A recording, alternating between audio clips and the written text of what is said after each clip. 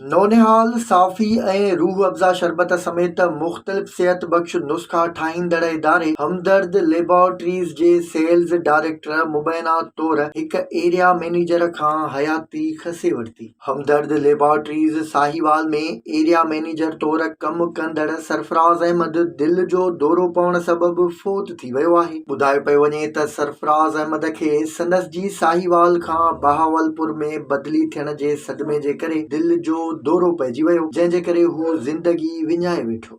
ॾुख जहिड़ी ॻाल्हि त इहा बि आहे त सरफराज़ जी घरवारी कुझु वक़्तु अॻु फ़ौत थी चुकी हुई ऐं हू अकेलो पंहिंजे 4 ॿारनि जो वारिस हो।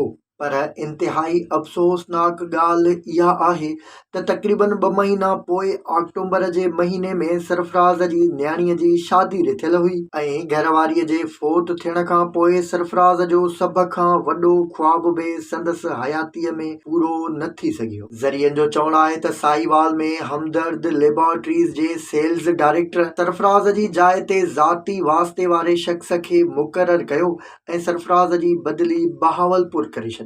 नौकरियूं कंदड़ माण्हुनि जूं बदिलियूं थियण हूअं त मामूल हूंदो आहे, पर हिते सूरतहाल आम हालतुनि खां मुख़्तलिफ़ हुई। सरफराज़ नौजवान धीअ समेत 4 ॿारनि जी सार संभाल लाइ अकेलो माण्हू हो ऐं कंहिं आर्ज़े सबबि संदसि दिलि रुॻो 35% ई कमु कंदी हुई। अहिड़ी सूरतहाल हिन सेल्स डायरेक्टर खे ॿुधाई ऐं मिंथ कई त घरवारी बि फ़ौत थी चुकी आहे, 4 ॿार आहिनि, अक्टूबर में न्याणीअ जी शादी रिथियल आहे, गरीब मिसकीन आहियां, तबियत ऐं घरू मजबूरियुनि जे करे बहावलपुर में नथो रही सघां। जंहिंजे जवाब में कंपनी जे CEO इमरान शरीफ़ खेसि मेल ज़रिए पैगाम मोकिलींदे चयो त 1 सेप्टेम्बर ते बहावलपुर वञो, भली क़यामत अची वञे। ऐं वाकई संदसि होॾ सरफराज़ जे ॿारनि लाइ क़यामत बणिजी वियो। घर जी मसवाड़, बिजलीअ जो बिल, धीअ जी शादी, ॿारनि जे तालीमी ख़र्चनि ऐं ॿियनि मसइलनि जो शिकार सरफराज़ बहावलपुर में बदिलीअ जो ॿुधी सख़्त अज़ियत में अची वियो ऐं